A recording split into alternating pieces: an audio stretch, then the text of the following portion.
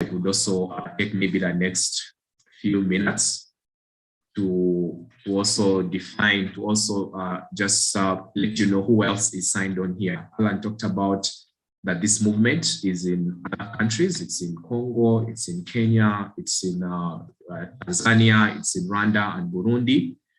And so we have people who are signed in watch parties. Yeah, so a group of people, a small group is huddled together, and instead of using individual devices, they are gathered together in a group, projected what's happening here, and they are watching and they are following from these countries. So we have also those friends who are joining us from other countries. Then definitely we have the student leaders of the student leaders in Uganda, and they are the majority on this call. Yeah, the university students who, as we know, are battling, very uncertain schedules, programs around their education. So we thank you for making time to come and learn from our seniors, and so that your leadership can grow, but so that you can be equipped to manage many things. Then we have our alumni. Alumni are professionals who, while we're in their university days, were part of this AYLF movement, and they are still interested in learning and just reconnecting back with the movement. And we also have many of them on this call. We also have staff from some of our partners. For example, we have staff from Cornerstone Development, which is the biggest and the funding partner for African Youth Leadership Forum. So we also have staff from Cornerstone, but I've also seen some staff from universities, universities where the small groups exist, have also joined in to just hear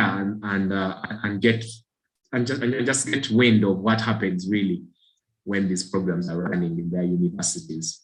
So those are different categories of people who are signed on here. Then we have just members from the broader Family of Friends movement. The Family of Friends movement are people at all levels and all stages who have interacted with Cornerstone Development Africa. So they have also signed in so that they can continue to learn. So those are the people who are here, and welcome you again. Before I hand over to Matanda to start our session, I just need Alan or David to confirm with me if Honorable Flavia has signed in. And if she hasn't, we will need to help her to sign in here so we can start our conversation. However, even as we wait for her, we are going to start. And she will join us, and I'm sure the host will be notified and will pick up when she comes. So allow me hand over to my boss this morning, Matanda Abubeka, you're welcome. Two of your guests are already here, and in the process, we'll let you know when the third guest signs in. So over to you, Ndugu Matanda, to start off this conversation this morning. Yes, thank you very much, Nathan, for introducing us to this program, and thank you very much, our team leader, Alan Shepherd, for the and offering clarity. I am very privileged this morning to be moderating the first session of the AYLF gathering for 2021. I must mention from the onset that I'm a proud alumni and beneficiary of the AYLF program, but even more specifically, the AYLF gathering. I was part, as the guild president of the Islamic University in Uganda, of the AYLF gathering for 2013. And I must confess that the sharings that happened in that gathering changed my worldview on leadership and introduced me to transformative leadership, or leadership that is value-based. And like they say, the rest is history. Leadership has never been the same. And so I am very glad to be moderating this panel this morning. I want to start by stating that we could not have gotten better panelists for this discussion. Our panel discussion is going to be led by the chairperson of the National Youth Council, Jacob Eyeru. Jacob, can you confirm that you're on?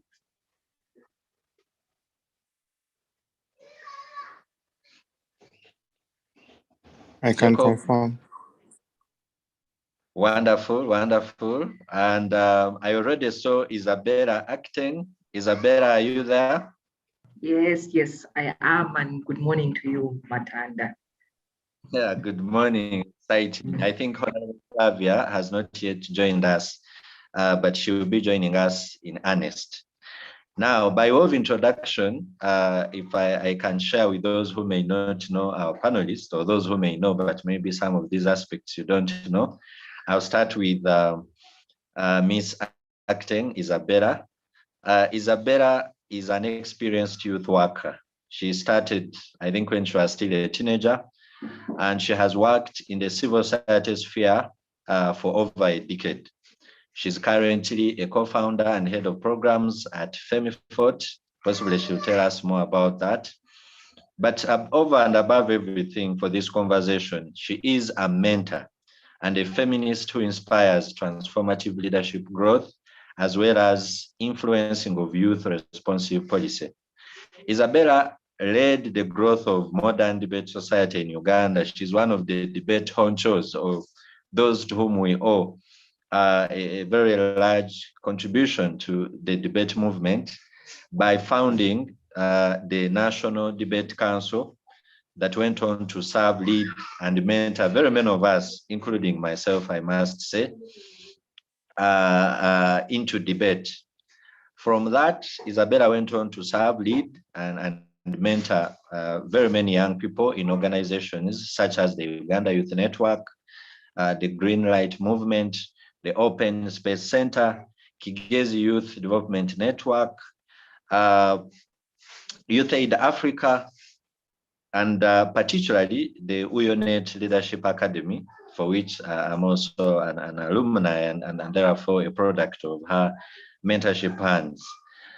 And so I must say, Isabella, we couldn't have got a better person to speak about leveraging youthfulness. And once again, we are very glad to have you. I now move on to Jacob Eyeru. Jacob is the chairperson of the National Youth Council. You could say the apex of youth leadership in the country for the term of 2020 to 2025. He has previously served as the 3rd East African Community Youth Ambassador to Uganda and the national head of the Debate Society Uganda.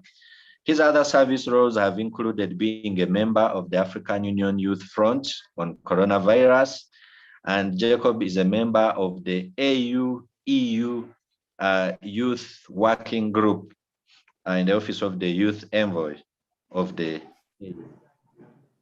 Flavia, whom I'm sure will be joining us, the woman member of Kasanda, and besides being a registered, she's a teacher, a mentor, and an independent consultant. Flavia is also the chairperson of the Women's League. Nope.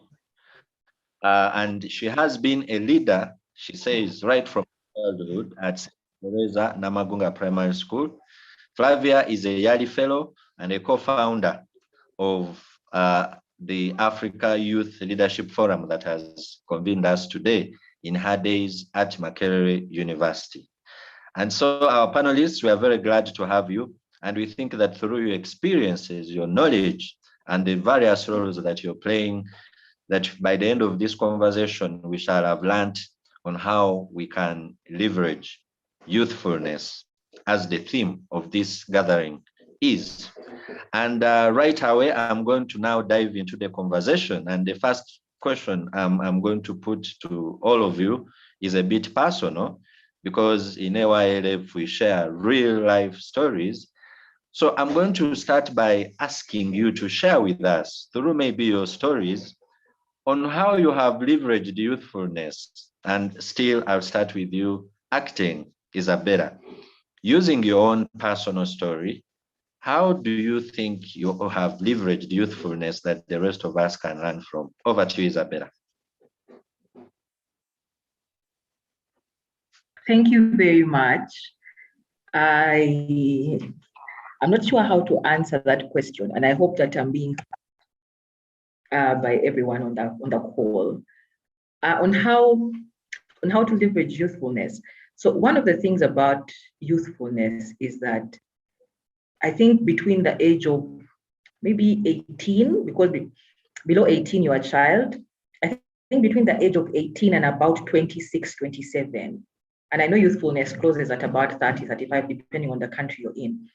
But between the ages of 18 to about 26, the world allows you to make mistakes. And the world forgives you for making mistakes. And I think one of the things that I learned at a very tender age was that the world allowed me to make mistakes. And it's something that I learned, one, from my parents, but two, from my mentors. And I'm glad that that this is a space where mentorship is preached, it's pursued. And I remember I had mentors who told me, do not hesitate to make mistakes. And because I had, because I had stability and I was allowed, and I say allowed because I think in the African traditional society, you're rarely allowed to make such mistakes. Because I had stability and I was allowed to make mistakes, I dared. I don't think that I have met very many people who have dared the world like I did between the age of 18, actually between the age of 16 and 26. And I dared because I knew that if I made a mistake, the world would forgive me. I remember that at the age of 16, as I was doing my UCE exams, I applied for a course in Nairobi. And I applied and I didn't tell anyone because I didn't think I would get into it. But again, that was me being daring. And so when I applied for it, I actually got it, and I had put my father as a referee. So my father receives a phone call that his daughter is being called for interviews, which daughter is in boarding school doing her S4 exams, And so my father listened, but because, again, I had the privilege of having parents who understood that children should dare, my father called the school and told the headmistress that he had received this phone call and he was asking that I go for the interview. And that is how I was part of the first cohort of the Uongozi Bora Leadership School for non-university students in Nairobi. And it was a 3-week course program. And that's where my journey on leadership started. But as time went on, from Uongozi again, I saw another application. And now that's when I met Nathan, because I and Nathan also have a long journey of a story. And as a result of Uongozi, I came back, and again, being a daring person, I said I wanted to volunteer. And I volunteered at Uganda at an NGO. And donors came and were doing a scoping visit, and they saw me. And with the energy, the donors said, but that one looks like she's an interesting human being. An interesting human being caused me to meet people like Nathan. I think Nathan was in high school. I was also in high school, but I was an interesting human being. And it also gave me access to world-class trainers on critical thinking, world-class trainers on argumentation, world-class training on leadership before I was 18 years old. And I know that at that age, because of how we are raised, you have the ability to say that I'm scared. Will I manage? I remember there's a time that I was asked to do a training, and I entered the training room. I was about 19 or 20, and I was training university professors. And then I looked and I was like, and then as though that was not enough, I had left they had asked people to do PowerPoint program by presentations, but Akiteng, being a 19-year-old, was not interested in PowerPoint. So I had written my things on Manila paper. And I was going to Europe. So my Manila paper was part of my hand luggage. And then when I was getting off the plane in Amsterdam, I left all my Manila paper in the plane. So you can imagine how that presentation went. But at the end of the day, I was given a prize for being the best presenter at that workshop. How? I have no idea. But again, leveraging your youthfulness means that you accept that simply because you're young doesn't mean that you're foolish. The Bible says that let people not despise your youth, There is nowhere where it is written that because you're young, you cannot do certain things. While we were at the university and Nathan was in high school, we formed the National Debate Council. Before we even finished school, we were running an organization, and we were running the organization with funding. We're not volunteers. We actually had funding from the Open Society Foundation. Okay, and so very many people ask, how is it possible that the Open Society Foundation trusted you people? Because we were not even 22 years old, and yet we were trusted to run a program, which we ran successfully about 3 or 4 years, and then moved on to other things. But again, coming back, and I don't know how much time I have to tell this story, but coming back to leveraging your youth is to say that, like I said at the beginning, one, between the age of 18 to 26, the world allows you to make mistakes. Even if the world doesn't allow you to make mistakes between 18 to 26, if you made those mistakes, the world will forgive you. The world is not so forgiving of people who make mistakes after 27. I have learned. After 27, people assume you are old, you could raise a family. There are so many assumptions and conclusions that are automatically put on you. But also, and I know Matanda has his picture is here, which means it's about to stop me. But the other thing around leveraging on your youth is to say that because you're youthful, there are things you can ask for, and the worst you can get is a no. Okay? When I was young, I walked up to Francis Gimara, who is the former chairman of the Uganda Law Society. And I told him, Francis, I want you to mentor me. I was young. If I walked up to Francis at 35 or 30, I don't think he would have given me the opportunity of walking this journey with me. Francis became my mentor before I was 25. I am a product of Francis Gimara. The other person I walked up to when I was young and dared was Jackie Asimwe, the CEO of CISOS Africa, formerly of Wellspring. And I walked up and I told her, I want you to mentor me. I had the best of the best in the sector. And she also said yes. The third person I walked up to was a gentleman called Joseph Munyangao. He's the current country director of the Westminster Foundation for Democracy. I walked up to him when I was in second year at the university. You see, when you're young, the worst answer you can get is no, and the best answer you can get is a yes. And those three people have worked with me both professionally, socially, and we have moved from a professional relationship into a friendship, but they are still very interested in my growth. Why? Because I said I am young, the worst that can happen to me is that they will say no to me and I will not die. I'll just move on to the next people and they will guide me. But when you're young, there are very many people who are interested in your growth. When you're young, people genuinely want to help you. And when you fail, when you're young, the world will forgive you. Yes, thank you very much. Thank you very much, Acting, for allowing us peep into your story. And I have picked very critical points from your submission. One, that there's a stage of youthfulness when mistakes are forgivable. And you have also taken us to what I was actually going to ask next on mentorship and shown us that we need mentors and how we can approach them. I'll be asking you follow-up questions, but allow me now to go to Jacob Eyero. Jacob, you are the #1 youth, one could say, as the chairperson of the National Youth Council. And from what we had as part of your bio here, it looks like you have already done a lot of things at a very young age. Would you kindly share with us how so far in your life you have leveraged youthfulness such that we could learn from you? Jacob, over to you. Thank you, Matanda. I don't know if I have to have my video on, but if I don't have to, I'll be glad to take the offer.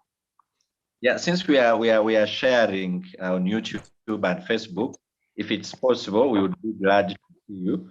But if there are any challenges, then it's where we can do with the very smiley portrait that we are seeing. Okay. Thank you. I hope I am still audible. So the I think that to answer this question, one needs to reflect on whether they have done anything. There can be a lot of activity, but no progress. And I want to imagine that I will speak more to the things where I've seen progress. There is, in my opinion, leveraging youthfulness has started more from what things you're passionate about and making sure that those things are actualized, that you do something around your passion. For many people, it's a talent. I tried football. I never had that talent, but I can play.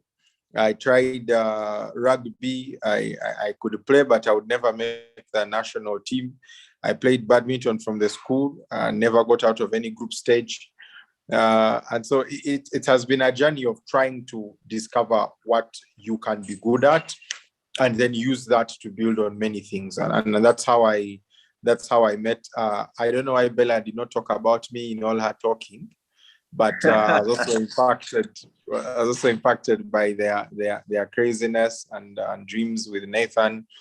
I was in high school at the time. I was in my science class, and I had to join in to fill in for the school debate team. And that's when my story started. Filling in for the school debate team slot that no one wanted, so they just picked this boy who didn't seem to want to speak vernacular on school. But really, the vernacular in my former school was not Uganda. So I did not enjoy the idea. So in a wholesome sense, where that led us was that I began debating for the school, went to Makerere, and now linked up with people that we had debated with at schools from different schools, and decided to give a push factor to the Makerere Debating Union. And from there on, we began to understand more the challenges of our society as we debated issues. So what would look like a competition, we would come to win trophies, but while researching to win that trophy, you find out so many things about your country that move you to action. And that is how I became critical about the politics in the university, and how I became interested in all the things that I did. Sometime in my second year, one of my friends whom I had also met through debate, Michael Mayambala, he had debated for St. Mary's College, Chisuvi, and at the time he was in Lumumba Hall. He was the only friend I had from Lumumba Hall. I didn't like the hall at all.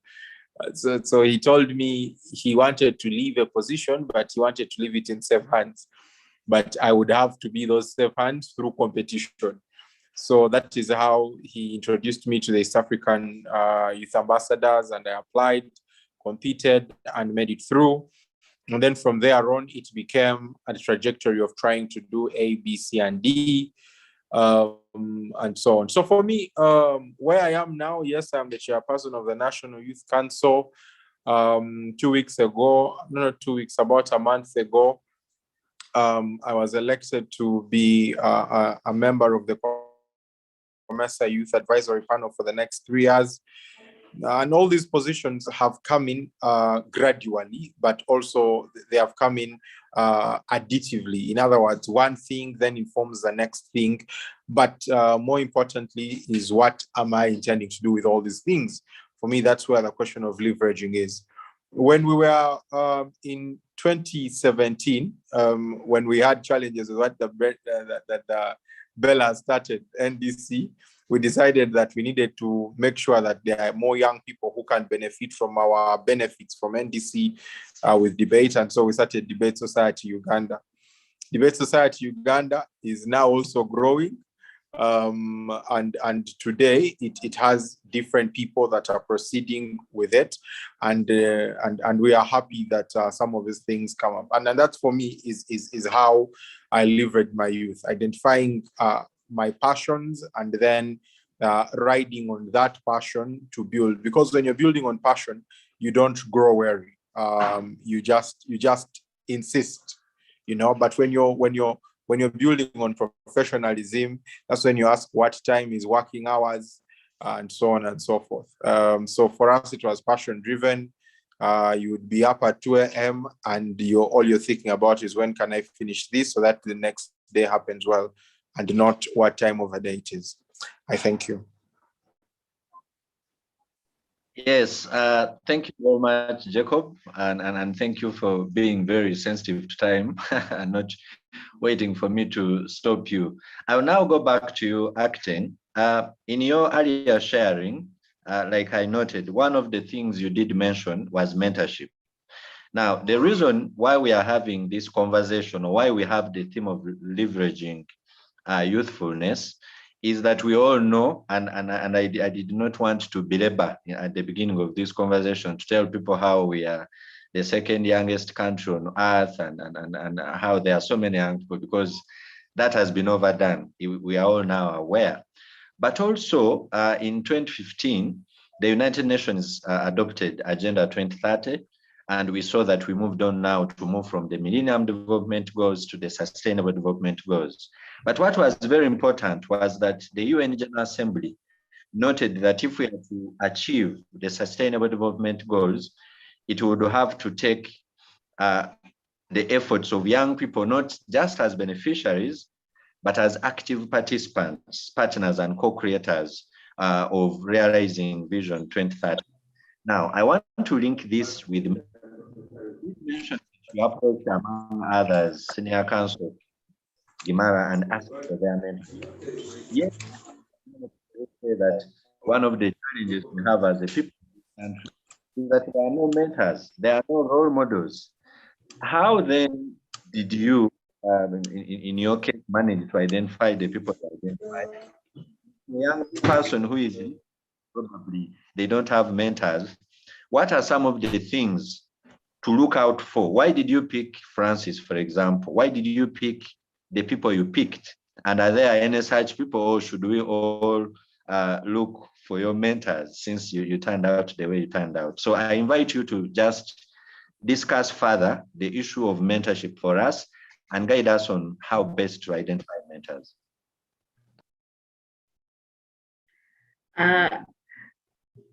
So how did I pick my mentors?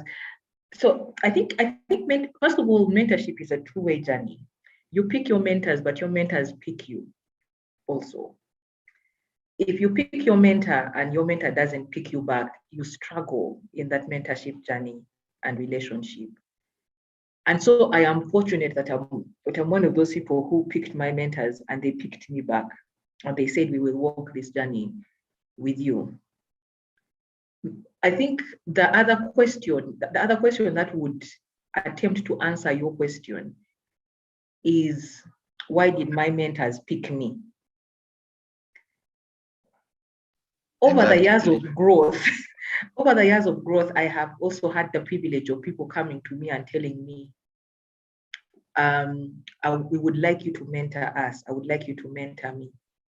And as a rule, it's just part of my philosophy. I never say no to anyone who says they want me to mentor them. I don't. But even as I say yes, I tell you that you must make yourself available. If you don't make yourself available, I divorce you. I can come and I tell you this thing is not working.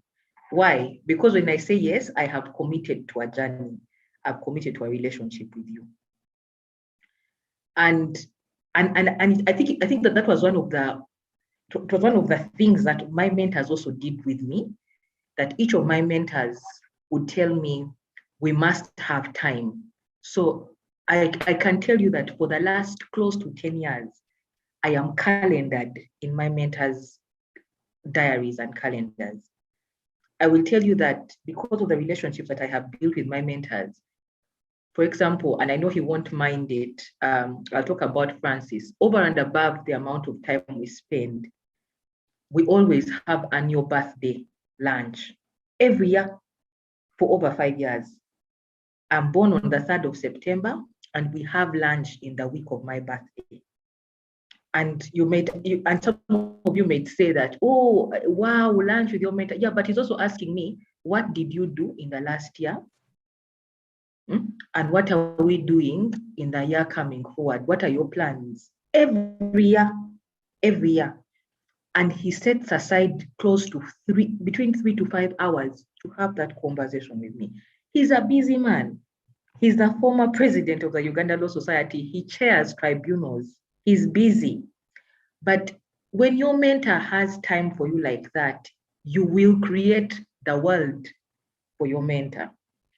But also, and so I don't say no to people who want me to mentor. And my mentors did not say no to me. And so they started me on that journey of not saying no. But my mentors expect me to pull my weight. I must pull my weight, okay? And I must be excellent. I keep saying that we are mini versions. We are mini versions of our mentors. You know, if you don't look like your mentor in certain ways, then there's a challenge there. All my mentors are immaculate with timekeeping, and it has rubbed off on me. And so I cannot afford to be late. And even when I'm late for certain sessions, it's problematic. I remember there's a time that there was a conference happening, and one of my mentors said the only person, okay, so she had to go somewhere. And she said the only person I trust to finish this session on the dot is Isabella.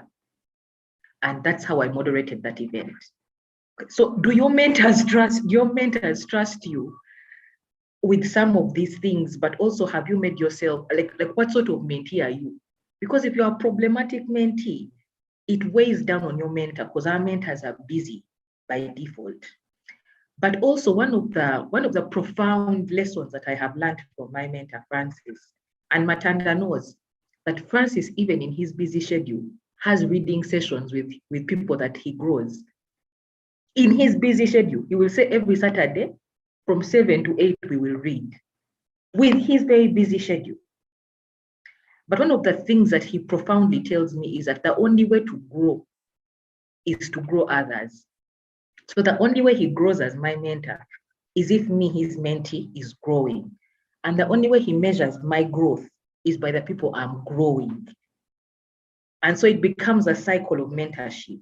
So if you're a young leader who is not being mentored, it's problematic. But if you're being mentored and you're not mentoring anyone, it's equally problematic.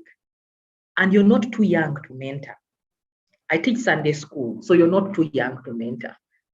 There are so many people that you could mentor. And so with mentorship, everyone brings something to the table. We don't just take, mentorship is not a leech relationship where the leech sucks from the animal that it's attached to. With mentorship, the mentor benefits, but probably the mentee benefits much, much more. And with mentorship can end. You don't have to be tied to your mentor permanently. If you see it's not working, I keep telling people, feel free to divorce your mentors. There's no reason you should be in an unproductive mentorship relationship with someone. If it's no longer working, carry your cross. Go and look for someone else who will actually grow you. You should be able to sit down and look and say, am I growing? Okay. Early this year during the election period, I was arrested. This government arrested me on election day for innocently walking around and then kept me in jail for 3 days. My mentors were in jail. They used to visit every day, and they were instrumental in getting me released. And you can imagine that was during a period when there was an internet shutdown, communication was very problematic. But mentorship relationships must be able to work and reap benefits that are tangible. Okay. And so if you're not reaping benefits from your mentorship relationship, there's a problem with one of you or both of you, because mentorship relationships must yield results. Yeah. On how you can get your mentor, and I'm closing, winding up, on how you can get your mentor, I think it's really about what you want. What do you need? Yeah. So I wanted to grow in the civil society sector, okay? But I also wanted to grow in leadership. But also I had been told on a number of occasions that I was too nice. So among all of my mentors, I also needed one who had a shrewd, who was street smart, to teach me a little bit of street smartness, because people would just keep telling me, but you're so nice, you're too nice. And so what do you want? Depending on what you want, you will find a mentor. You may be listening to me and you're like, wow, I want Isabella to mentor me. We may not be a good match because I will not help you achieve your dreams, even if I seem nice on the call. So what is it you want? And then who can help you get it? And I'm happy to have a longer conversation beyond this call in case you're someone who is struggling with identifying a mentor, or struggling with your mentee, or struggling in a mentorship relationship. I'm more than happy to have a conversation with you beyond this call. Over to you. Yeah, thank you very much, Isabella, for, sort of reshaping our perspectives on mentorship. You have shown us that before you seek a good mentor, you must also be a good mentee, because it is two-way. And I also appreciate the offer you have made to help whoever is struggling. I can tell from the chat that you already have candidates who have raised issues. I think Nathan has a mentee there who seems to say their relationship is sour. So possibly they will reach out such that you agree on whether they should divorce or go on. So thank you very much for those insights. And now back to you, Jacob. There is something interesting you mentioned in your submission, that you were identified by one Michael Mayambara. And discussing mentorship, I think I see something there. So whereas Isabella acting chose her mentors, it looks for you, I'm not sure whether that relationship was one of mentorship, but one could say, so it looks like for you, your mentors sought for you. So how does that work out? Are there cases when mentors instead look for mentees? And if so, how can potential mentees position themselves? What did Michael Mayambara see in you that was not in the other tens of thousands of students, on the other hundreds of debate enthusiasts? How can we make ourselves mentorable if that word exists? And maybe you can use the same opportunity to share with us whether you think mentorship is relevant, and how, and any pieces of wisdom you can share with us about mentorship. Over to you, Jacob.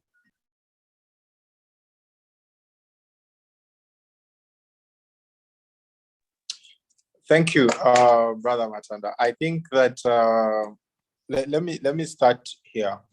There are very few people who are like Isabella, people that look out for people to mentor them. It has a lot to do with which schools you went to, which family you come from. Generally, Lord, Jacob, leave me alone. The reason why I'm saying that is that it's important for people to know what background plays, what role your background and grooming plays in how you think. And that's what mentorship also helps groom after you've been mentored. For people that have been through schools like where, because I know a lot about Isabella, so I'm going to cheat a bit here. But if you've been to Navisunsa, if you've been to schools that are traditional, like yourself, Matanda, Chivuli, students are trained to be able to think for themselves and what they want, and then figure out how to achieve it. And that, no wonder someone in senior 4 in Navisunsa is applying for a job or something of a sort, which is in Nairobi, and she is not ashamed to put her father as a reference. She does not care what that plays. So grooming is very important, and we have very few people who are grooming today in our country. One of the people we work with is one that says it best, that we have very many fathers and mothers, but no parents, very few parents. And so that kind of parenting of people below us doesn't exist usually. And that is the one that's supposed to define how people get particular ethics through their environments. So that's one. Now, if very few people are like Isabella, how do you get opportunities like the one I got? I think I got mine through spotting. Even, by the way, when I was in class, I was simply spotted. I was not interested in in debating. I was doing PCM economics, and in senior 5, I was seeing a lot of mathematics and physics. And in fact, some people ask me, how can you think you have time to debate when you're from the science class? And so we went, ironically, we were 2 scientists and one from the arts class. And we won Isabella's competition. For the first time when I was reading some of the things, I really didn't like some of those conversations. I felt like they were leading us nowhere, in one way or another. But in understanding that I am seated there and I am humble enough, I am willing enough, someone who was higher than me and needed that to get out of the way could talk to me. So I was approachable, I was teachable, and that is a role that we are supposed to play if we are the kind that cannot, access a lot of things out of our own knowledge and out of our own grooming. The same went for Michael Mayambala. I actually wasn't a very big friend and fan of Mayambala. For as a matter of fact, we did not even have friendship at high school level, like I did with other people that I debated with. He was a year ahead of me. So when I reached Makerere, all he did was meet me one day. He was at law school and then said, "Oh, you are okay. I'd like to meet you further." And so we kept meeting, and I always present myself as one willing to learn. And it was through that learning process that I became, recommendable. And most of my life, I've actually gone up the ladder through, not that I've gone beyond one ladder. There are so many ladders to go up, but I've gone up through recommendation of people where you have not stepped, people you have not met. Your name goes before you, carried by those people that found you teachable, found you approachable, found you humble, not proud in your achievements thus far. So I think that's one way to look at it, but also secondly, it's important to know what you want to be and where you want to find what you want to be, because it is not right for you to want to be a great lawyer, but you're spending a lot of time, with journalists instead of spending a lot more time reading from what great lawyers write.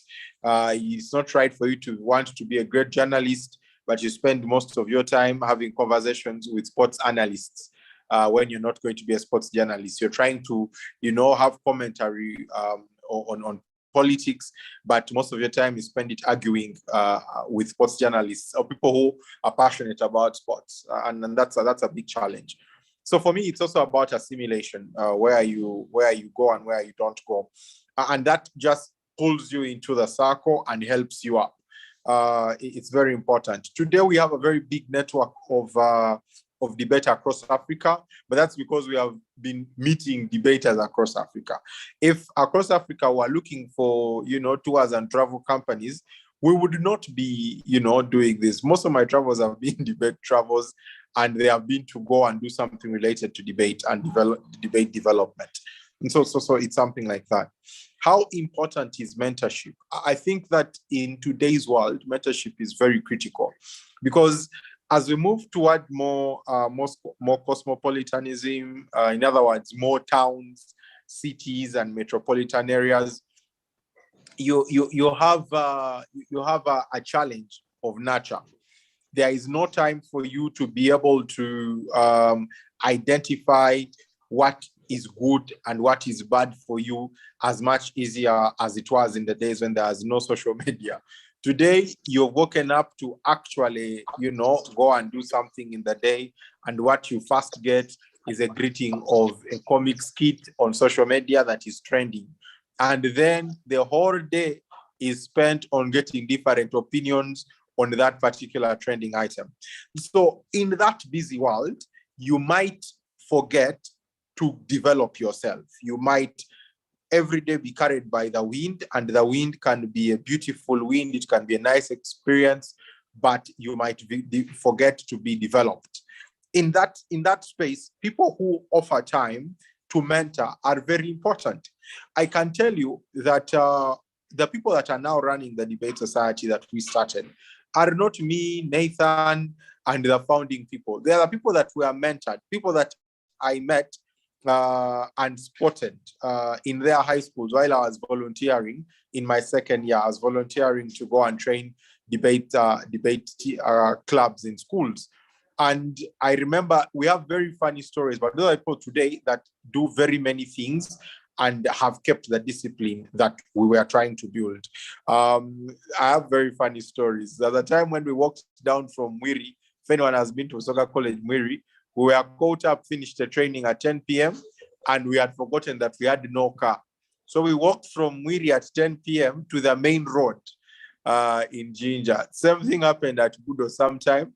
And so those are some of the stories. But now there are people that I know and we work with because of that story, and they have developed into something better. And I think that most importantly, if you're the mentor, in other words, first of all, how do you identify whether you have capacity to mentor? You just need to check how many people actually listen to you, who take you seriously, or who look at you as a voice of reason to them, or a voice over them. Do you have a position of leadership and so on? It means you have an opportunity to mentor. Take that opportunity very seriously, because those people's lives at that time might be developed entirely based on your capacity to define what that relationship is going to end up with, or how they are going to move on after that relationship. Secondly, it's very important to understand that we are not in people's lives forever. Even mentors are not there forever. Today, you have access to Jacob Eyero as your friend, and you're younger, and you meet him over A, B, C, and D. Tomorrow, I might be working with the African Union, and I'm resident in Addis Ababa for 5 years, and we don't have anything that is linking us. So it is important that when you're having relationships with these people, that you feel and find that they move you, you begin to request for tangible things that they can have impact on within your life. And it's very simple. It can come from just basic advice to many things. And I can tell you that most times mentorship is not even conscious. People like Bella here have been very defined in how they approach it. In my entire life, I first got a request to mentor someone, and I was stunned. About 2 years ago, someone just asked me for a meeting. We met, and then she said, I want you to mentor me. And trust me, the first time I heard about please mentor me, I did not have a clue about how to go about mentoring anyone. But when I'm speaking to many of my younger friends, they say, no, I was mentored by Jacob, and I had no clue that I was mentored by them. And I also claim I was mentored by so many people with whom we have never had a formal mentorship arrangement. So I think that mentorship is basically a consistent approach to development from a particular person or a particular group of people, where you get a consistent engagement that develops you. You're being mentored there. And if there are people that you think can make you develop better, you can have them mentor you. If they're scared of the word mentor me or mentorship of that phrase, you can still be able to achieve that through a silent, informal arrangement of just learning under their wings, or like the birds would say, flying under their wings. Thank you. Wow. Thank you very much, Jacob, for showing us that actually mentorship can happen without being called. So Isabella, maybe will also help us differentiate mentorship and role modeling. I think that most of my mentorship has also been that kind that you have described, that is a bit informal. But back to you, Isabella. Now, Jacob, in the beginning of his submission, talked about the kinds of schools one attends and the kinds of backgrounds, and I heard you sort of protest at some point, but that actually sent me to my next question to you, and we are speaking opportunities here. There are now many young people who say they are willing to work, they are willing to be part of fellowships, they are willing to be mentored, but there are just no opportunities. We seem, to be maybe too many, and those who have the opportunities are selfish. So people now talk about, it doesn't matter how good you are or how willing you are or your education, but it's who you know or the kind of family you come from. And I know that Jacob sort of insinuated that in a way. So in senior 4, you are busy, applying for fellowships in Nairobi, and you have gone on to do a lot of things, including accessing funding at a very young age. Opportunities that many young people probably who are following this conversation would want to know. So a question, do these opportunities still exist? Is it possible for someone to access a fellowship, access a job, access a mentor? Do these opportunities exist? And if so, where are they? And so where can people find them?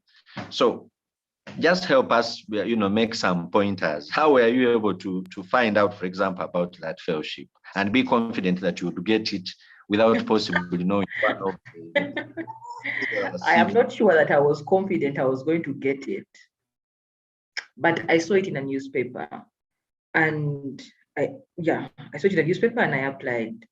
And for anyone who has walked through any streets of debate with me, you know that one of my non-negotiables is reading. I tell everyone who is in my space that they must read. They must read. And so if you're reading, you will, if you're looking for knowledge, you will find it. If you're reading and you're seeking information, you're never sure about what you will bump into.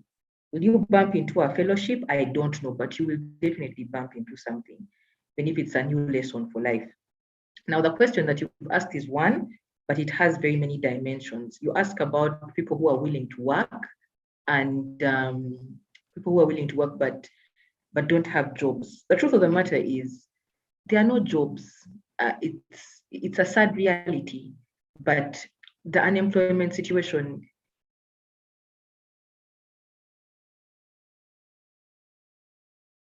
world over, not even in Uganda, is dire, and that helped at all.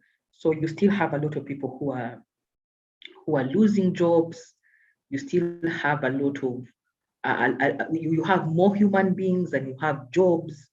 And so the issue of unemployment is not even an issue of willingness or unwillingness. The issue of unemployment is simply the fact that there are no jobs. And even if government decided to invest and look for as many jobs as they wanted right now, it would probably take about 10, 15 years for us to be able to have enough jobs for everyone. So there are no jobs, even if you're willing to work. That notwithstanding, I also acknowledge the fact that with corruption and nepotism and the unemployment situation is simply worsened, because again, the people will want to look out for their own. And so in looking out for their own, you will struggle, you will suffer. And so the question is, how do you set yourself apart? How do you set yourself apart to be able to be identified even in the mass of people? And in the mass of people, I think one of the ways that you set yourself apart is by waking up every day to say, I am going to be excellent at the things that I do. And in being excellent, I'll just give examples probably of the people that I know on this call that everyone has access to. The first one is you, Matanda. The second one is Jacob. And the third one is Nathan. Okay. I think I met all of you when you were in school, in my wild, happy days. But even when I met you, you left school with vision. Matanda, you attended the first, what is it called? The university policy debates, and you have crafted them that even if you did not have your own chambers, you would be able to walk into CCG, that's the Center for Constitutional Governance, and say that I was a beneficiary of this program, and then I crafted it and gave it direction. Can I run it? You get, because you've set yourself aside as a person of excellence. When you look at someone like Jacob, when I met Jacob, I think he was in S5. very shy, but very intelligent. Jacob, upon leaving school, said he wanted to volunteer with the National Debate Council, and he went around this country training debaters. When he reached university, he said, I think the university needs a debate association. He established the Makerere University Debate Association. Then he said, I think other universities need debate associations. In the middle of his busy schedule of studying, he supported other universities to start up debate associations.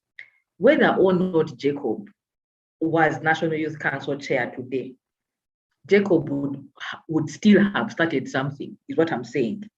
You get, like he would have found the desert and planted a tree because he's in the business of building and building excellence. Even when he left, I remember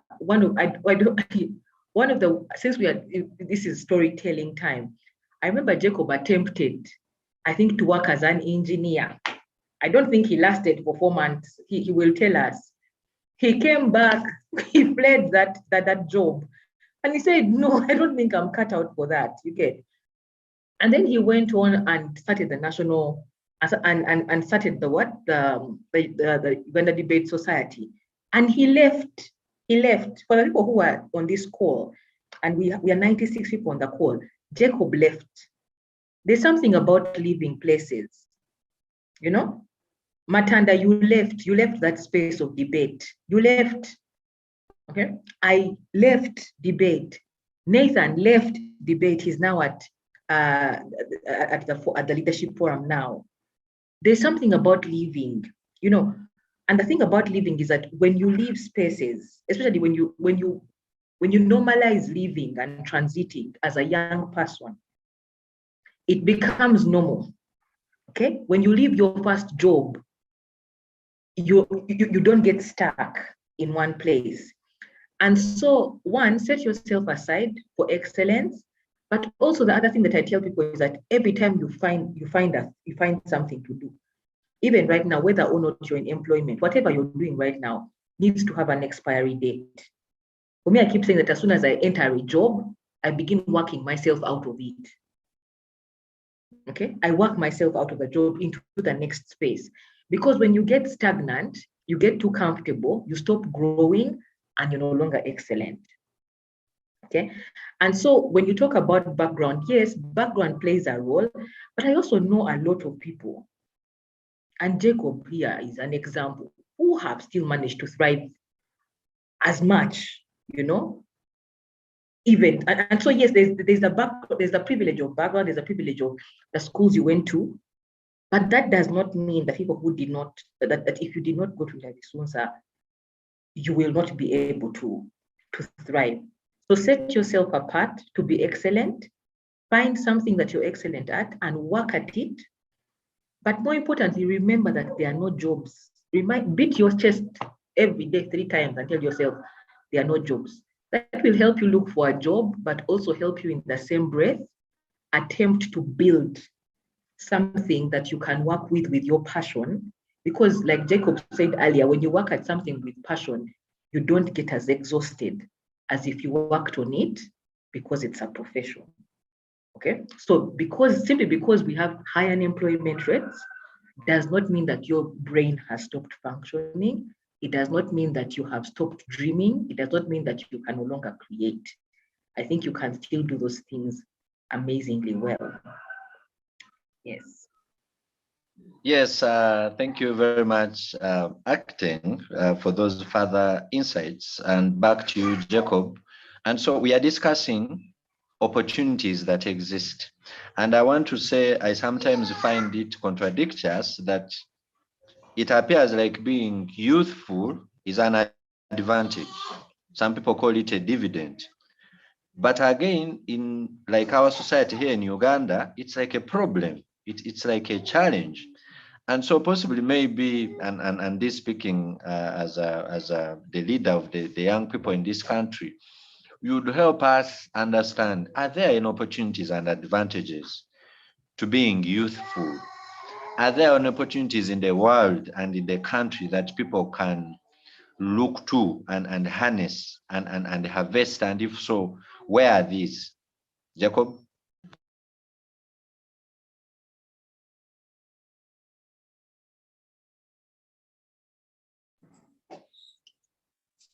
Thank you. I want to say this. I think that the first opportunity is inward. You look at you. What do you like doing? What can you do? What's your value? In terms of if we left you in an empty country, what can you do with an empty country where there is no money, there is no high-ranking relative, there is nothing, just you. You are, in my opinion, you are your first resource, and that might also add that you are your strongest resource. How do you utilize your capacities? One of now we have to also say our people. One of my mentors, Dan Kidaga, told me when I was starting my race, I met him because he's a former chairperson of the National Youth Council. And I asked him, how am I going to maneuver my lack of money? Because I have totally no money enough for this race. And I know someone else who shared the same challenge on this call.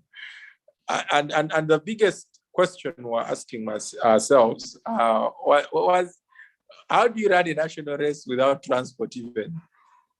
He told me that a weakness well understood can be a strength.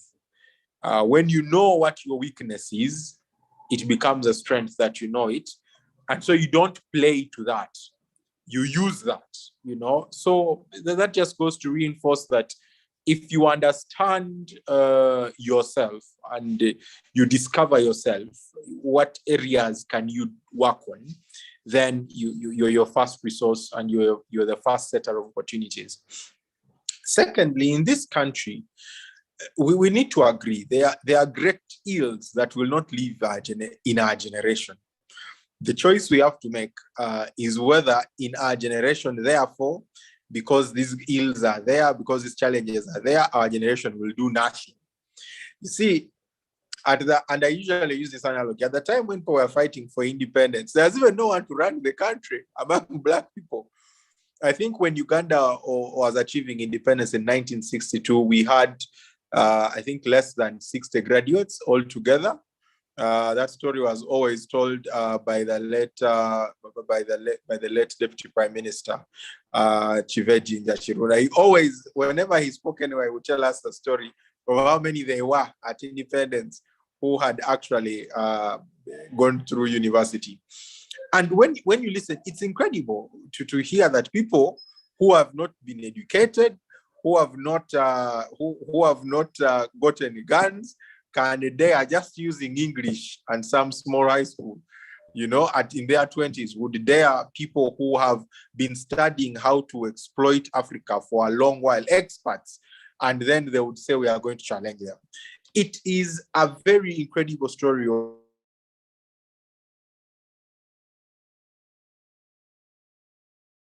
of what determination can do. And that determination can take you afar. Secondly, so the opportunities in Uganda, first with yourself, and then two, with your network. Your network, I read a book by Matanda, where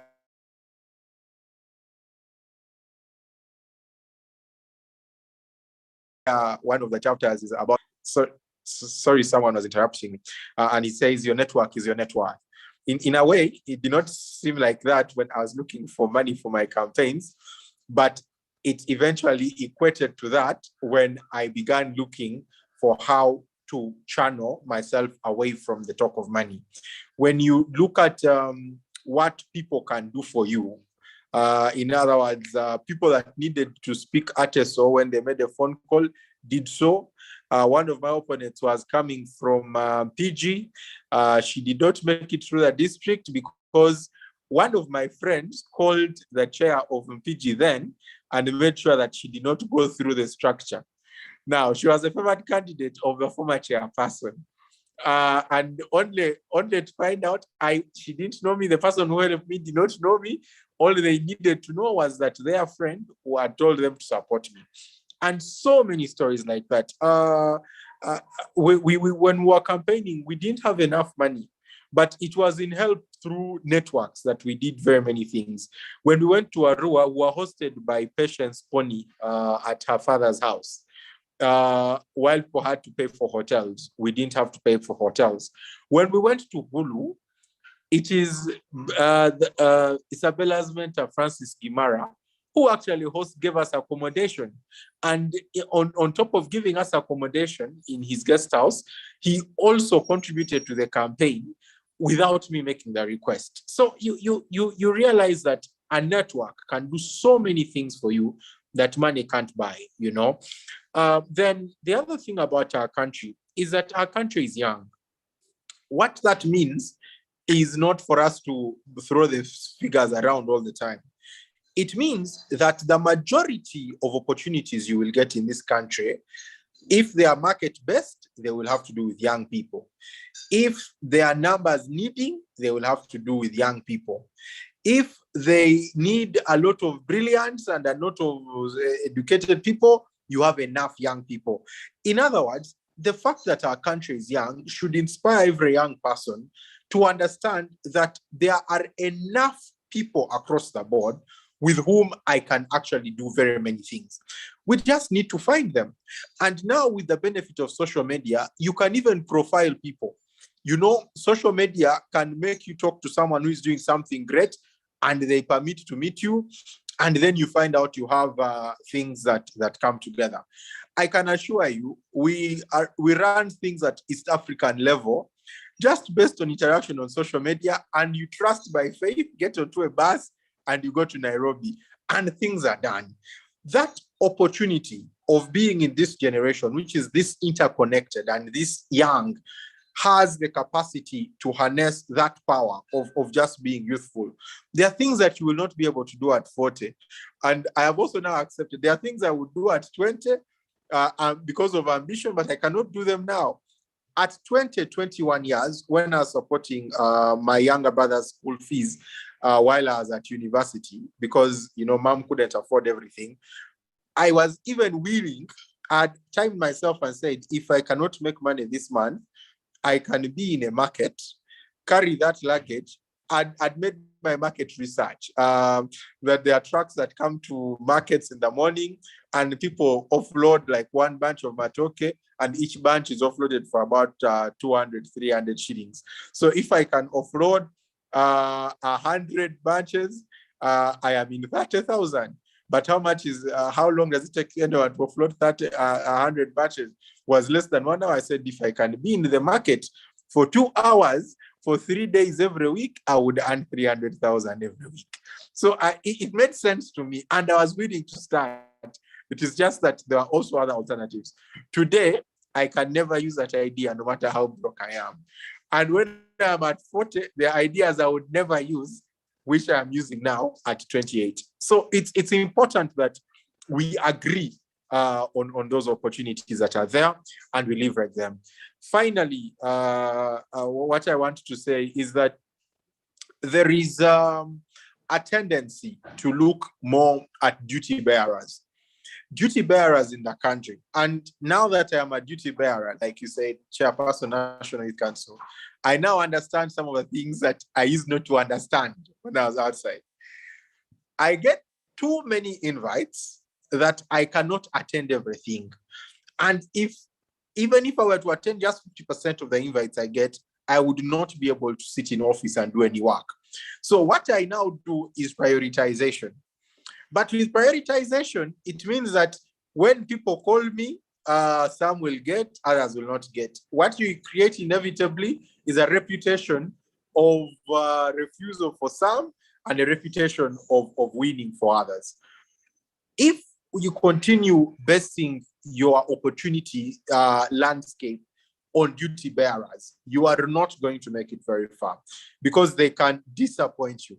What you can do is leverage their presence. In other words, you know, Jacob Beyeru, you can maybe show him a schedule of 3 things you want him to do, and you request that he can do just one. And you remind him on that just one thing, and he will be able to just see, where do I need Jacob Beyeru the most?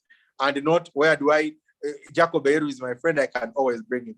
There are people for whom I will do that because I also want to leverage their presence and their opportunity. As I was just joking with Nathan, that whenever Nathan calls me for anything, I just look at my schedule and look for whom I'm going to disappoint on that day, because it's Nathan asking, you know. But if it's someone else asking, I don't even look on the schedule. I first presume I am busy before I check the schedule. So that's how it is now.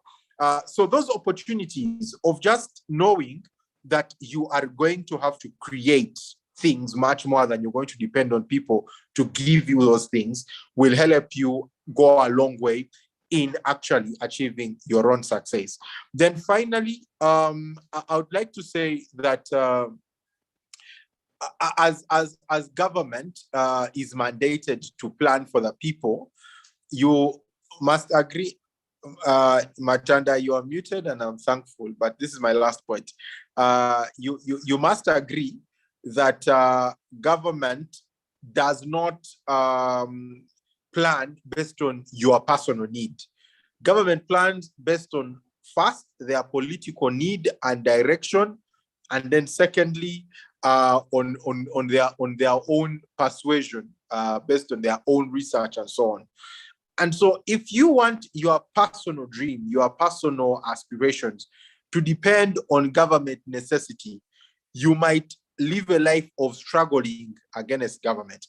But if you can, unless you're going to have a full-time political career, but if you're not going to have a full-time political career, if you can simply look for the opportunities available in what government has provided, run on those, but depend more on creating your own in the enabling environment. And that's why that language is good, that if we can fight more on what is agreeable to enable many things, it is easier for people to work with that. No one is going to start businesses for people. No one is going to start private schools for people. People just have to, out of self-introspection and opportunity mapping, start most of those things. So that's basically the three things I have had to say. Thank you, Matanda. Yeah, thank you very much. And I love the honesty with which we are having this conversation. When you don't show up, I'll know what will have happened. But thank you for that perspective and for throwing the opportunity right in the backyard of everyone who may have a lot of hope in the duty bearers. Now, Isabella, Jacob here shared with us a euphemism, some wisdom that he picked from his mentor, Right Honorable Danfred Kidaga, that if I can get the way I captured it here, a weakness well known can become a strength. And so I want to move to what looks like a weakness and a challenge for our generation, which is COVID-19. I do not know whether COVID-19 is also an opportunity or it's a weakness that we can harness. But at this point, I would like us to, discuss for whoever is following this conversation, how COVID-19 has impacted the world, the country, and our lives, and possibly maybe in that process also share ways around which opportunities have come up and how we can skirt around the challenges that have come up. Because as you know, we are talking about young people, but we know what's happening with the teenage pregnancies. We know what's happening with domestic violence. We know what's happening with education. But we also know that some things have maybe become cheaper and easier, and maybe we have become, some of us, technology savvy. We are having this conversation over Zoom. Yeah, so over to you, COVID-19 and leveraging youthfulness.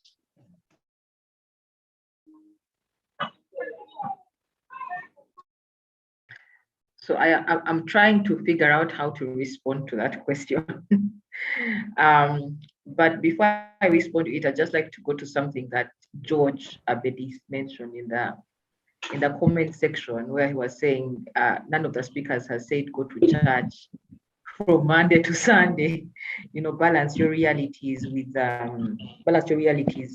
with work, with your spirituality. And I sort of agree with George, but I'm also one person who believes that spirituality is key. And so I hope George is not saying don't pray. I hope he's saying pray, but do not go and spend 24 hours in the house of the Lord, because I don't think the Lord is also happy that you're there idle. He actually says that he will bless the works of your hands. So please go out and work so that your hands can be blessed.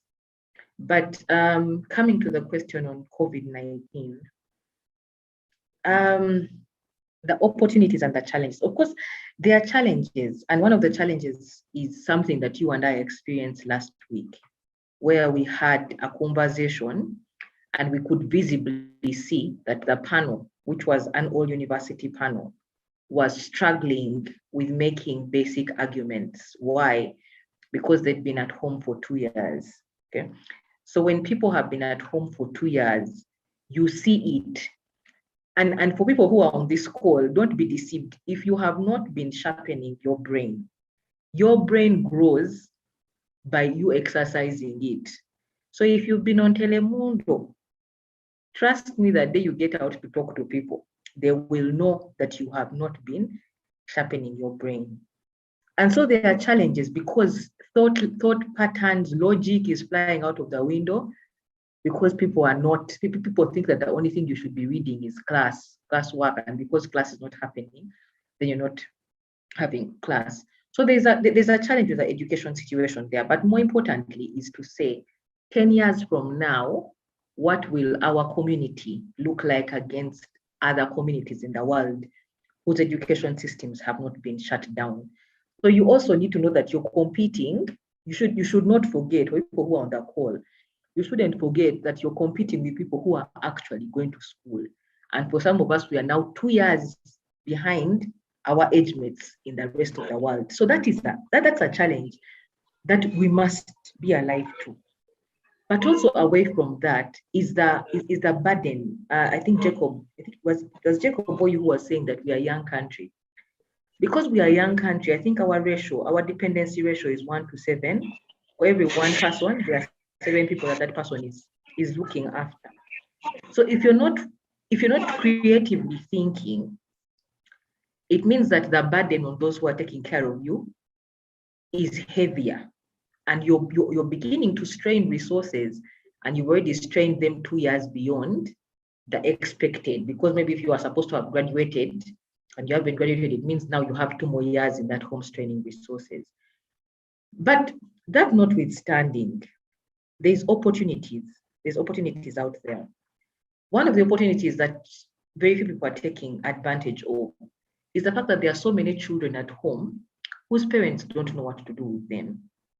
So if you're someone who does not have a problem with children, I think homeschooling is the new thing. And I'm not saying go and become a teacher, but more children need supervisors, because schools are sending work, but more children need supervisors.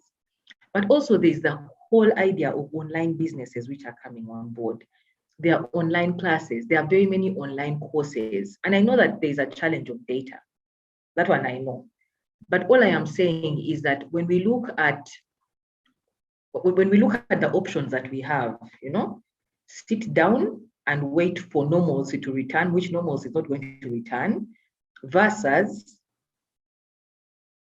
looking at how you can get around this pandemic, however small that getting around is, and that small could just include saying, I am going to support children in the community, especially for the Ugandan community, because you're not going anywhere, you're not going to school, you're not going to church, you're not going anywhere, and say that I'm going to support communities. You could become the next community visionary, even as you wait for schools to open. Because the truth of the matter is that with Uganda, the way this pandemic is being handled, we are probably going to go back to school next year. So if you are a school-going student, that's problematic. If you've just graduated, getting a job is heavily problematic at this time. And yet, in the midst of all of this, there are so many opportunities in terms of online businesses, but also emerging ways of doing things. So for example, while more offices are moving to homes, so it's easier for you to start an office at home. It's easier for you to start something at home, But at the end of the day, whether I think right now what is it called? The most relevant quote for the question that you just asked, Matanda, is the quote from Martin Luther King. But if you cannot fly, walk. If you cannot fly, run. If you cannot run, walk. If you cannot walk, crawl. But if you cannot crawl, whatever you do, don't stop moving. Because with the pandemic, as soon as you stop moving, it will become a problem for you. So I may not have direct answers, but I believe that there's opportunity within this pandemic. I would also just like to say that, and this is really hope, and just to clarify, for example, with something that was said at the beginning. So Matanda introduced me, and he said that I had programs at Farmford. I founded Farmford, and I think about a month ago, I left the institution. I left the institution in the middle of a pandemic. I left the institution at a time when everyone is saying, you cannot leave your job, you know? But I left. All I am saying is that simply because there's a pandemic does not mean that there is no rainbow after the storm. After the storm, there is a rainbow. So even within this pandemic, people are still constructing, people are still buying new cars, people are building houses, people are wedding, and they're having big weddings. So you cannot be the person who says that this pandemic has no opportunities. There are opportunities. All you have to do is sit down and focus your mind to it, and you will find them. Thank you. Okay, thank you very much, Isabella. I thought I would bring in something at this point. Right here, I know because of the mirror effect, this may be appearing upside down or the other way around. But this is a book titled Dreams That Dance, a memoir by Isabella Acting. Yeah. And so I thought that maybe you would also comment about writing, because I think there are people who have written during this pandemic.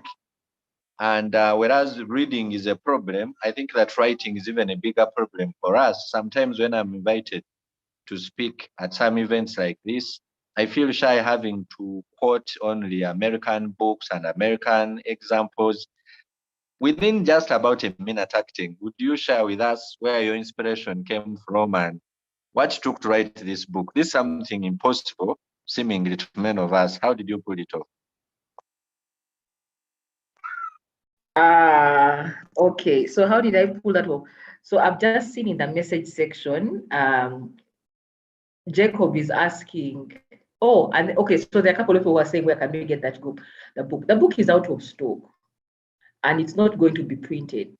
So that so we're not getting new copies. So the only copy you can probably get is if you borrow that book from Matanda, the one that he has shown you on the screen.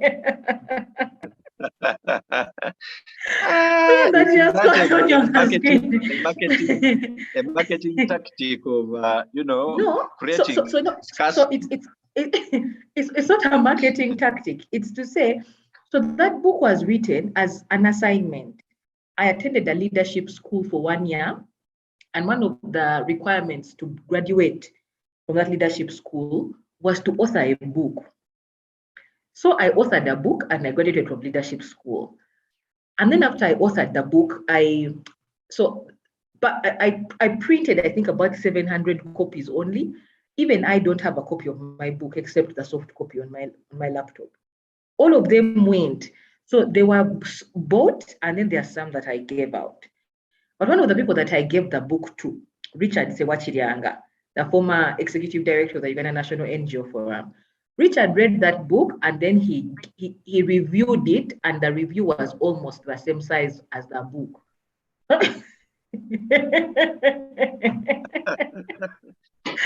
It's like he reviewed every chapter. So after Richard reviewed the book, one of the things he told me was that you write this book, but there's so much that, So we agreed with Richard on a launch date for a revised edition of that book, which I'm working on right now. And it's titled Blink. So hopefully Blink will be ready at the end of the year. and we shall launch it next year. And so the only book you can buy is the Blink book. This book that Matanda has shown you shall be incorporated into Blink, but broadened. So unfortunately, that book is not there. But on writing. Okay, so yes, on writing briefly. Yes, so on writing very briefly, I find solace in writing. I also know that for some people, just like speaking comes naturally to some people, and some people struggle with speaking, there's some people who writing comes naturally to, and some people who struggle with writing, and there's some people who are real divorced from the activity of writing. If at all you feel like you're gifted in writing, our stories, you know, and now more than ever, the stories of young African writers are needed. A lot of the stories that we have on the bookshelves in our countries are stories told to us through the lens of people who have not lived our realities, you know. And yet our children, our nieces, our nephews, now more than ever, need to hear stories of people who are like them. Otherwise, if all the stories your nieces and children are listening to are stories of John Brown and Henry Morton, they think that we continue to build a narrative that Africans cannot do things. And so we must write. If you're a writer, you must write. I know that I and Matanda were in a writing support group together. I've not yet seen Matanda's book, but I am determined to make him launch a book next year. And so you will be buying 2 books. I'm also very determined. I'm also very determined to pull Jacob into that writing club, because Jacob's story is a powerful story. You people, there's a time Jacob disappeared in these prisons of Uganda for 1 week and we couldn't see him. That could be a beautiful chapter in that book, you know. But we must write. I know that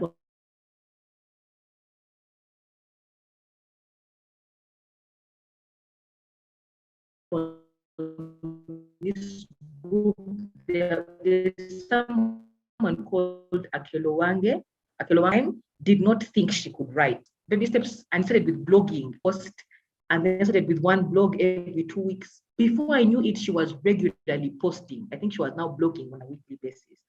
A WordPress account is cheap, it's free. Get a WordPress account, start with blogs, share your blogs on your status, share your blogs on Facebook, you know. You cannot be the one who is posting selfies the whole day. No, you know, share your blogs there, let people read them, and also get a niche on something that you can decide.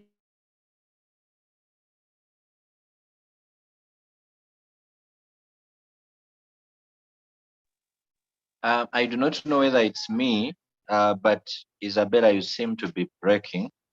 I don't know whether it's a local call disturbing you. I'm going to write a book. You will have clients even before your book is ready. There's someone who was saying, I'm the first one to book it. No, you're not the first. Blink already has approximately 200 pre-ordered copies even before it's finished. But I will definitely put you on the list when it's ready. But write. Africa needs more young people writing. And you don't have to write an entire book, even your status. What do you put on your status? Some of you, your statuses are full of TikTok. TikTok is good. I also do TikTok at times. But there are days when you can actually write a story on your status and people will read it. So why do people come to your status? Let your status, let your Facebook, let your Instagram be places where you share stories of your life. Thank you very much. Yeah, wow. That's exactly what I wanted to extract out of you. And thank you very much for sharing. Now, Jacob, we are moving towards the end of this discussion. And I wish acting well in getting you to write. But I also hope you actually write. And I think we should write. And Isabel makes that point very well. But maybe before we move to parting shots, I would now like also to ask that as a leader of the young people, which challenges have been brought up by COVID-19 and how can we go around them? You may choose how to answer this question. I don't know whether you want to answer it just as an ordinary young person who is responsible, as you beckoned it earlier, or to even answer it from a duty bearer perspective. Be our guest, Jacob.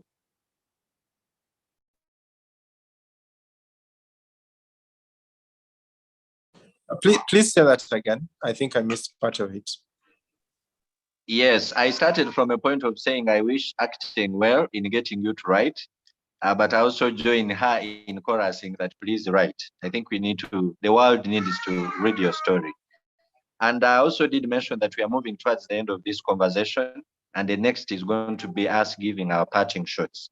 But before we do, I thought that you would speak about COVID-19, the challenges that have come through, and some of the opportunities you see. And I said you could answer that for just an ordinary youth, but you could also do the same as a duty bearer, because like you said, possibly there's what you see that we don't. Jacob. Thank you, Matanda. I was laughing loudly when you wished Bella well. First of all, I'm not a writer. I'm not interested. I don't want to write. It's okay. I will ghostwrite for you. I will ghostwrite.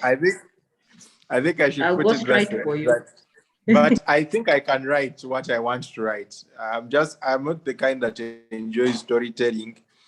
And one time I was joking with my friends. I have a good number of friends who do poetry, what they call spoken word and so on. And so one of the best in the country is called Manzi. And so I asked Manzi sometime that what do we hope to achieve with all this poetry people keep throwing around the National Theatre? And he told me it's a celebration of art and so on. And I said, okay, how many people are we influencing with this celebration of art? And he said, no, these are literary works and so on. So I think that for me, my bias is, and I think it also comes from my own inspirations, is that whatever I am doing, I am checking what I am adding on to. And I will never understand the people that write for fun, the people that use platforms differently. But their persuasions are valid. It's just that when you are, for example, if you're a rugby player, you do not insist that footballers don't make sense to you. I don't know why football as a sport is existent, yet there are people there. So there's validity in everything. We just choose where we, which shoe fits our feet. So that's number one. Number two, before I talk about COVID, I also think that writing is very powerful. All the knowledge I am getting is from my reading. So if no one writes, I am myself not going to be able to acquire the knowledge I am having. The book I'm reading for October is written by Mamdani. It's a pretty big book, Professor Mamdani, neither settler nor native, how the creation of permanent minorities. And I'm trying to understand how society as a whole is operated in a sense that does not advantage everyone intentionally, but without their knowledge or without clear sight for it. People who carry very big visions, but those big visions actually carry the doom of others, and no one is able to see it. That kind of work, when you go to understand the lens people go to write what they write, you appreciate more people who write. But I am yet to arrive at the place where I celebrate them enough to begin writing myself. But I'm happy to read or to review. Isabel, I can give you a shorter review if someone else wants to give another book in reviewing yours. That said, let me talk about COVID.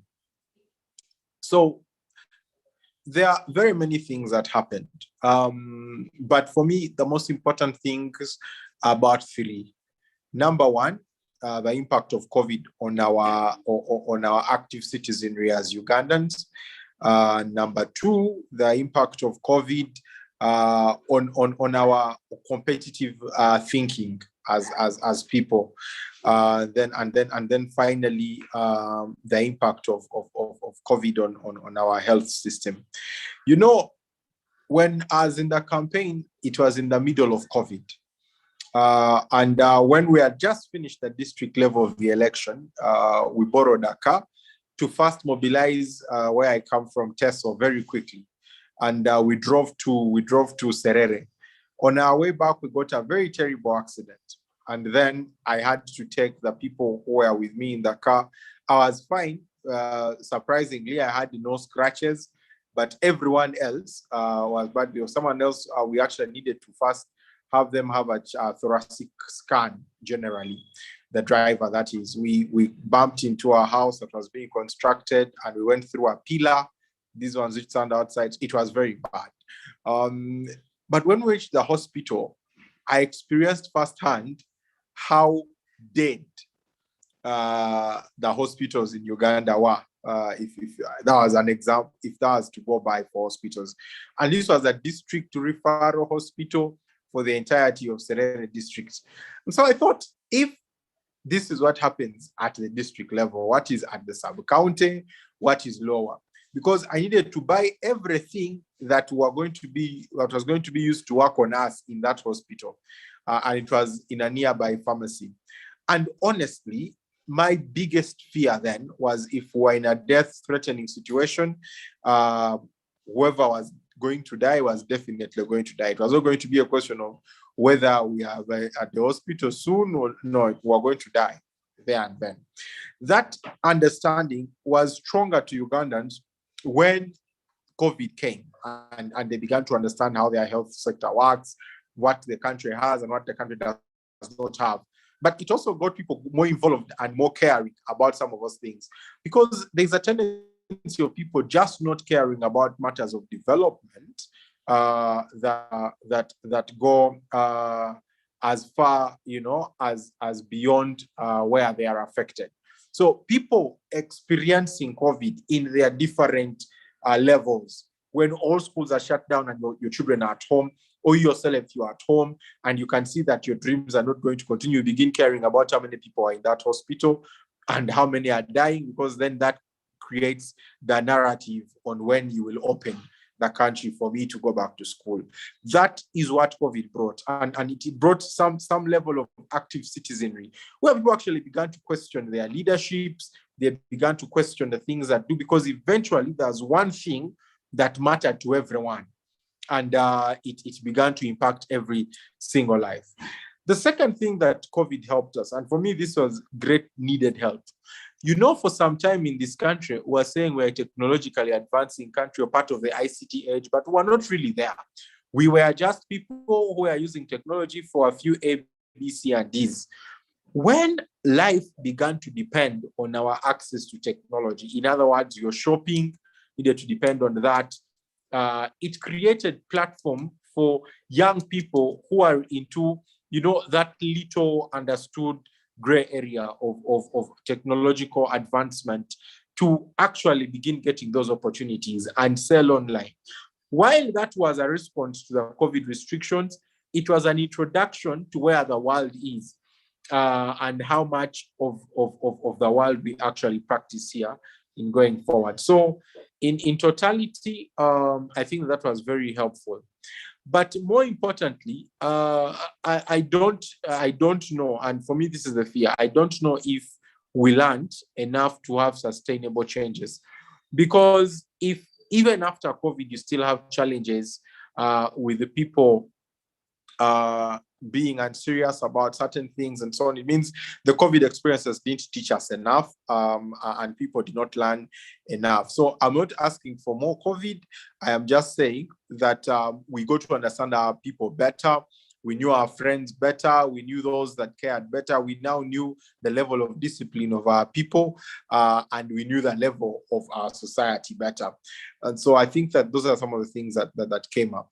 In terms of restrictions, I think we all lost something in COVID. Either you lost more of your incomes, or your ideas, or something.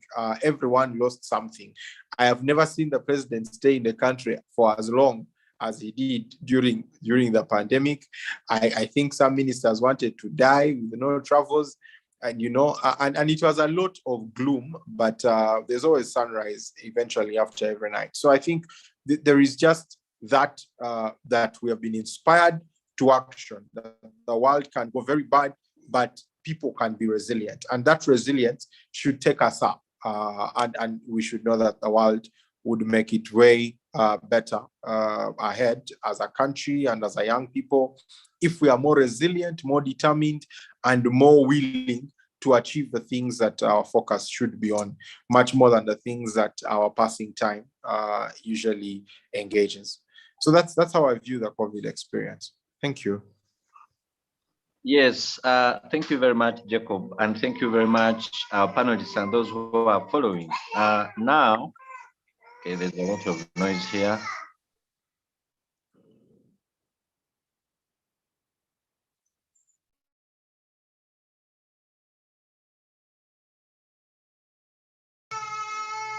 Yeah, some of the challenges of working from home. But I was saying that thank you very much. The next round we are going to have is going to be one of parting shots. But before we do that, I want to quickly run through some of the comments that have come through in this discussion. Our chat has been bubbling with ideas and activity. And so I think that if some of us missed them, it's good that I pick on some of them. So first, actually, Isabella as well has been very active. She did advise Elon to read everything till they find their bearing.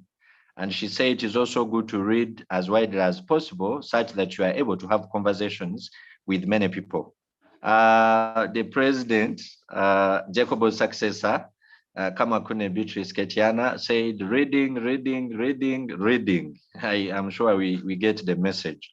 But Isabel went on to say she remembers a time at one of her jobs when the executive director made her a designated cocktail attendee on her behalf because she could make a proper conversation with anyone that came their way. And I think she credits that to reading.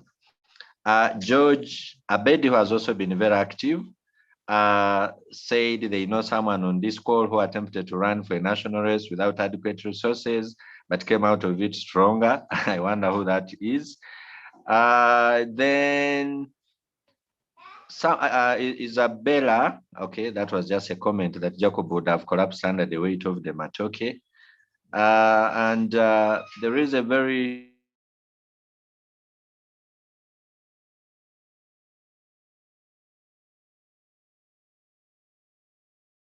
okay, first bit, Asimwe Hafashmana said that this year's gathering is already impacting him and is glad to have connected with many people he had lost and sent greetings to Chairman Eru. Maureen Atim counseled us that if you're looking for what to do, be a problem solver. Where there are people, there are always problems.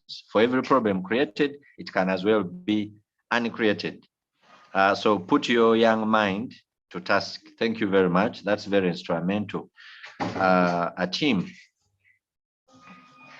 Isabella also counseled us that from Jacob's sharing, you must make sure you are Nathan who causes other people to be disappointed. So don't be the one who is turned down. I guess by being valuable, the value you add will determine that. George Abed said, so young people, you can now hear for yourselves that none of these speakers are said go to church from Monday to Sunday and pray and leverage your youthfulness. Learn also to balance spirituality and reality. Go out of your comfort zone and seek opportunities. Yeah, Isabella responded to that and put it in context. Of course, we don't think Abed is saying that we ditch our spirituality, but he's only saying we balance it with the reality. Isabella showed us how spirituality and reality could be one and the same thing. But thank you, Abed, for that comment. Atkunda Joanna, who has also been active at some point, said it took people some time to admit that they needed to wake up amidst the pandemic. However, those who did, it has been a blessing in disguise. So maybe the rest of us who haven't woken up need to wake up. Kamakune, okay, that was a discussion between Joanna and Kamakune about school and how school is the only place for brain sharpening. Joanna was wondering whether school is the only place for brain sharpening. And Kamakune responded that not necessarily, but that's why Isabella was saying that when you assume that reading is only school, we tell when you speak. But yes, schools play a big role in sharpening brains because school challenges you to read by virtue of its environment. Okay, it seems that the comments are really too many. I'm not sure I can exhaust them in the interest of time. But Jacob, maybe as you make your parting shots, there is a question from Mr. Kiza Oscar, who asked that you also make a comment, highlight on the intervention on nodding disease syndrome that seems to be affecting people seriously in northern Uganda.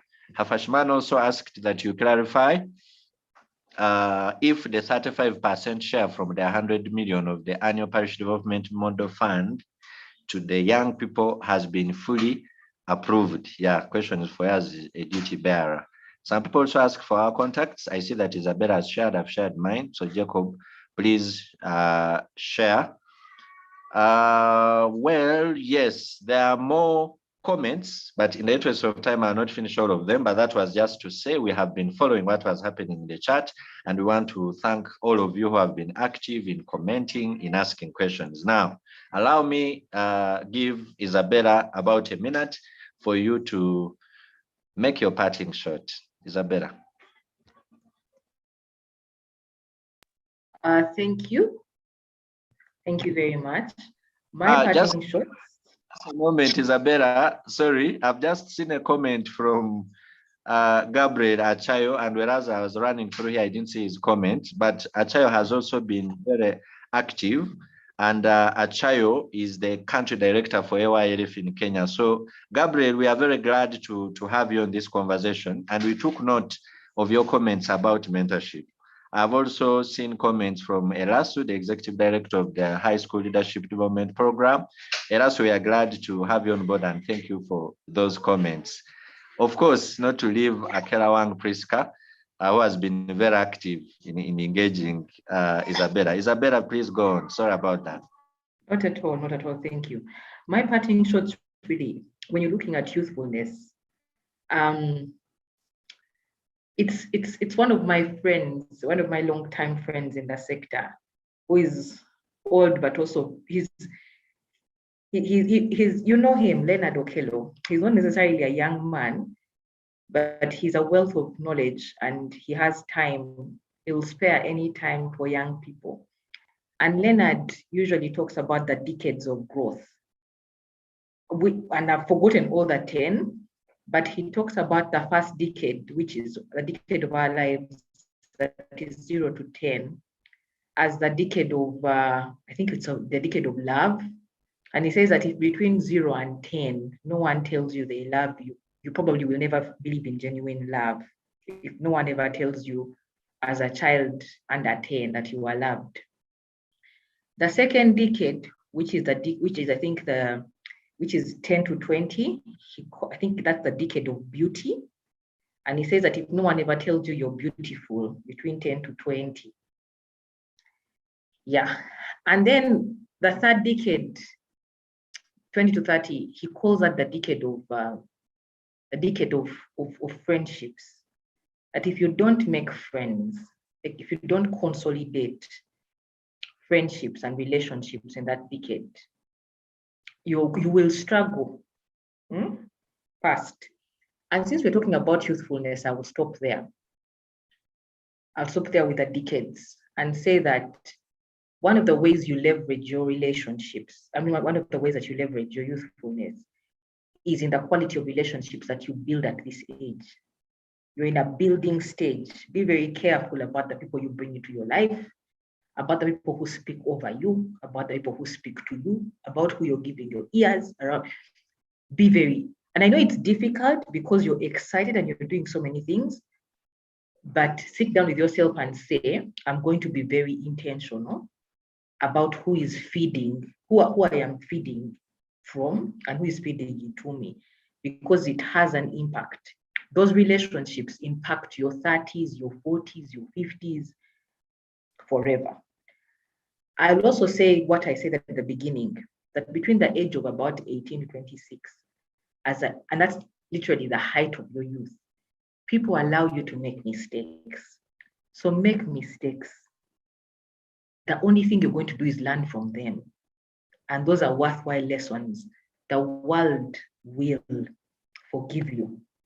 If you don't have a mentor, get someone to walk this journey with you. The load is lightened when you have a mentor to walk with. Also, invest in knowledge. I can comfortably tell you, Nathan is my friend because we love knowledge. Matanda is my friend because we share the same knowledge spaces. Jacob is my friend. Like, the four of us are here because of relationships, but also relationships that we built within a space of growing our intellectual muscles. So as a young person on this platform and attending this forum, you really have no excuse for not growing your intellectual muscle. Grow your intellectual muscle. The same way you grow your physical muscle by going to the gym, grow your brain. Thank you very much. And yes, have a lovely day. Thank you very much, Isabella Acting. It has been a pleasure having you on board. Thank you for taking this time, over 2 hours, to just share your heart with us. Jacob, your parting shot.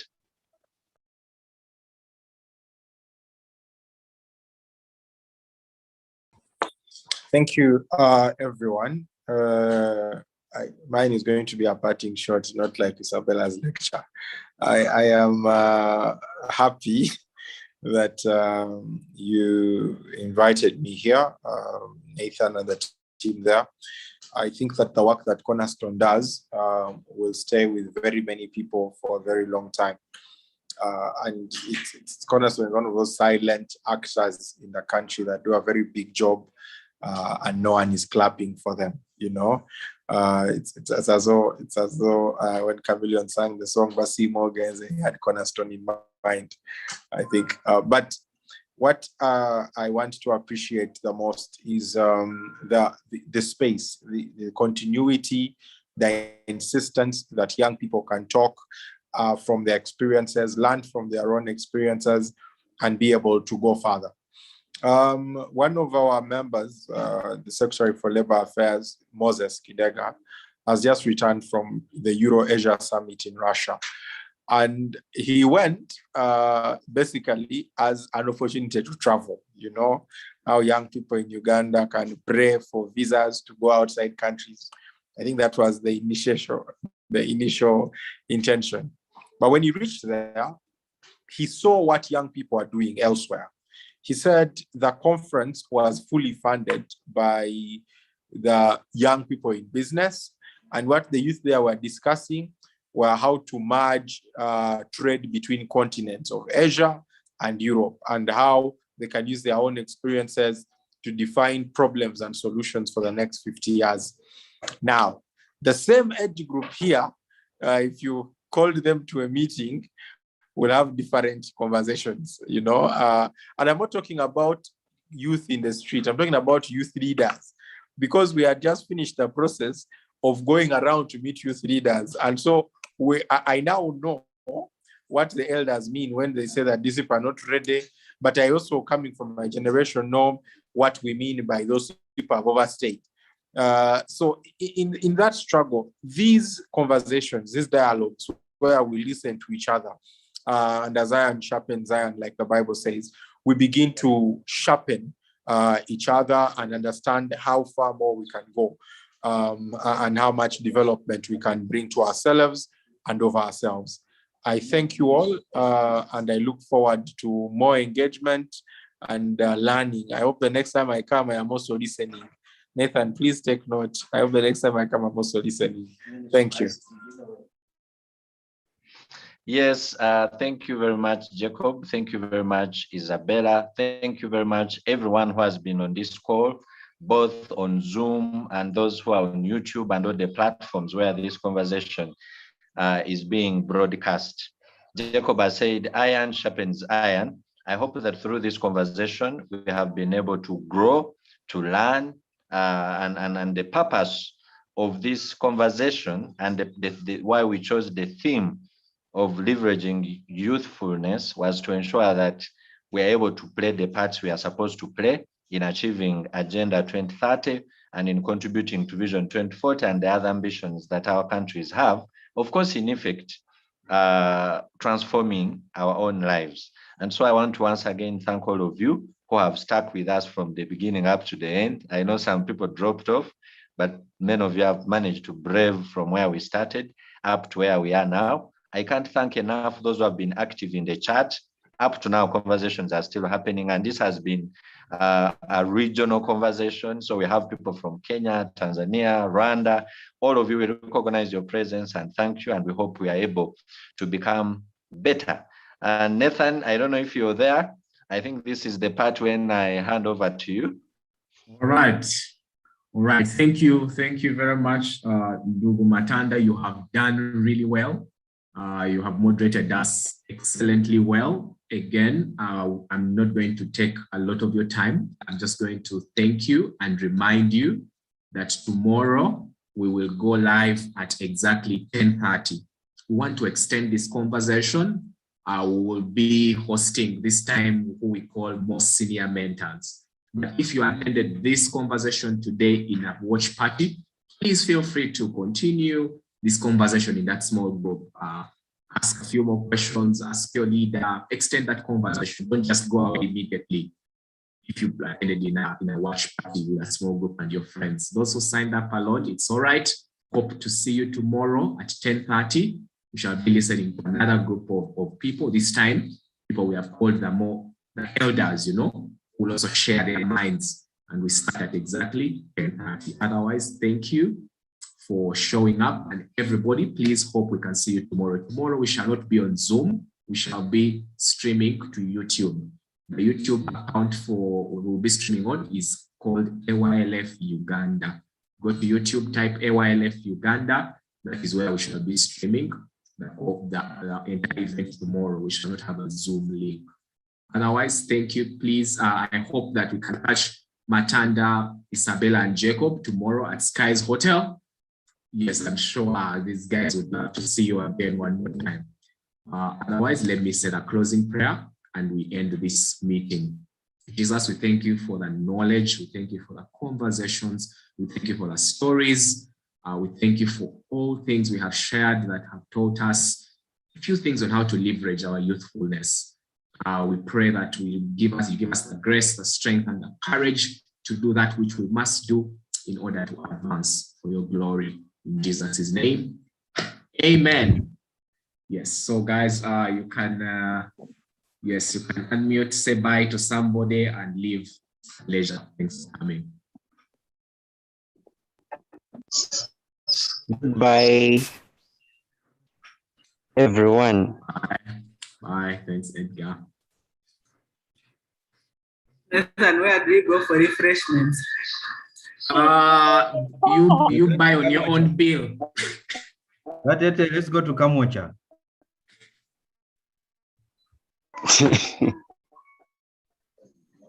Nathan, you have put fun. Being here.